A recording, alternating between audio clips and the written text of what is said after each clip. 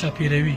کله چې ویره، وهم او نورې ستونزې په انسان باندې برلاسي شي او انسان چاپیره کړي او دغه انسان له ځانه سره وایي چې زه الله پاک لرم، هغه په هر څه باندې قادر دی، په دنیا او اسمانونو کې هر څه د هغه تر حکم لاندې دي، ویره او اندېښنه او ستونزې اتومات انسان پرېږدي. ځکه دغه ویرې ستونزې هر څه چې دي د الله تعالی په مقابل کې هیڅ هم نه دي. نو بیا ولې ویره؟ ځکه د داسې ذات د نومونو په یادولو باندې زړه مطمئن کیږي، انسان قوت او شجاعت ترلاسه کوي. هغه څه چې ما له ایمان او اسلامي عقیدې زده کړي دي او هغه ایمان چې ما په خپل زړه او نفس کې کرلی دی، دا ډاډ راکوي چې زه له الله تعالی پرته له بل هیڅ شا نه یریږم، نه له پاچا، نه له نړۍ ځواکه او نه له زبر ځواکه، یوازې له ایکې الله تعالی یریږم.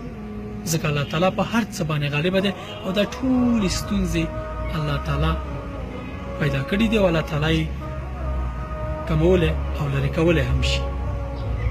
قرآن کریم اسلوب دا دی چې کله الله تعالی یو صفت یادوي ورپسې سملاسي یو بل صفت یادوي، کله چې الله تعالی غالب او برلاسی یادوي ورپسې حکیم یادوي.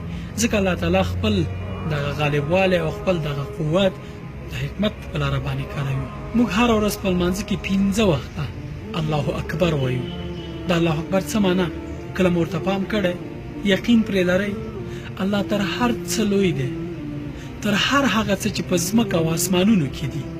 الله تعالی تر دغه هر څه لوی او په هر څه باندې غالب دی. نو بیا مو ولې دغه خبره زړه ته لار نه کوي؟ موږ او تاسې ډېر داسې کسان وینو چې الله اکبر وایي خو عملونه یې ښیي چې دوی په الله اکبر باندې یقین نه لري. کله چې موږ وایو الله تعالی په هر څه باندې لوی دی، باید یقین پرې وکړو. تاسې به انسانان کتلي وي چې له انسانانو تمه کوي، د دفتر او کار مشرانو ته به داسې ټیټو پاس کېږي، وزیر، چارواکي، ولسمشرانو ته به داسې ټیټو پاس کېږي، ته به وایي چې روزي هم دوی ورکوي. داسې نه ده، د دوی ټولو په سر باندې د قدرت نه ډک ذات الله پاک. انسان د انسان په ګټه باندې هیڅ نشي کولی الا ماشاء الله.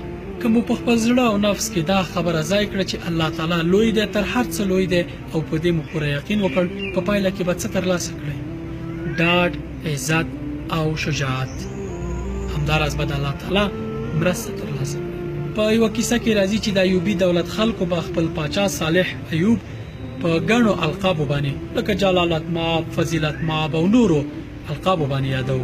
یوه ورځ دی له خپلو وزیرانو سره له نورو خلکو سره ناست دی چې یو کس ورته نارې وایي چې ای ایوبه، ای ایوبه. خلک ورخطا شول، حیران شول چې څوک دی چې پاچا دومره په سپکو نومونه یادوي. کله چې دغه کس راغی، د دغه وخت عالم عز ابن عبدالسلام، د ایوب ته ویل چې ای ایوبه، ته څنګه په داسې ځای کې ناست یې له ګڼو خلکو سره او داسې شان و شوکت دې جوړ کړی دی، په فلاني ځای کې خلک شراب څښي. پاچا یو ډول لړزې ونیو او ورته یې وویل چې زه دا ستونزه حلومه، ته اندېښنه مه کوه. څو شېبې وروسته عالم بېرته لاړو خپل طرف باندې. د ده یوه شاګرد ته یې تعقیب کو، په لاره کې یې ترې پوښتنه وکړه چې په الله تعالی باندې تا ته قسم در کوم، څنګه په داسې جرأت د پاچا په مقابل کې ودرېدې او داسې دې ورته وویل، حال دا چې هلته خلک دته ډېر احترام لري او د لوی شان و شوکت لري. ده ورته ویل چې ای زویه، والله د الله تعالی لویي مې په ذهن کې وه، د الله تعالی لویي مې په پام کې وه، دی راته خس غوندې هم ښکاره نه شو. څوک چې د الله تعالی لویي په پام کې ونیسي له هیڅ شي نه ډارېږي. احترام، د خلکو سره نیک چلند او دا مسایل ټول یو اړخ ده.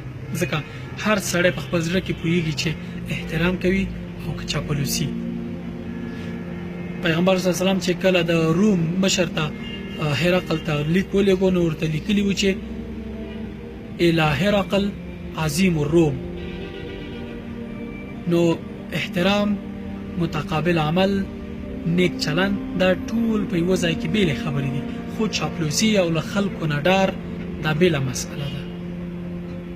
تاسې به ډېری کسان په دفترونو کې لیدلي وي، په نورو ادارو کې به مو لیدلي وي، په ژوند کې به مو لیدلي وي چې له خلکو داسې ډارېږي، له خلکو داسې تمه کوي لکه روزي چې همدوی ورکوي. یوه خبره په پام کې ونیسئ او دا همیشه په ذهن کې ساتئ چې دا خوله چې الله تعالی هر انسان ته ورکړې، روزي یې هم همغه الله پاک ورکوي. له انسانانو مه ډارېږئ، په ځان باندې ډاډه اوسئ، الله تعالی لرئ. ومن یتوکل علی الله فهو حسبه. څوک چې په الله تعالی توکل وکړي بسنه کوي الله تعالی ورته بس نو د خلکو دروازې مه ټکوئ د الله تعالی دروازه ور وټکوئ ځکه الله تعالی دغه خلک چې تاسې دروازې ټکوئ هم پیدا کړي او تاسې هم پیدا کړي خو ځان الله تعالی ته نږدې کوي چې مستقیم د الله تعالی هر څه وغواړي. السلام علیکم.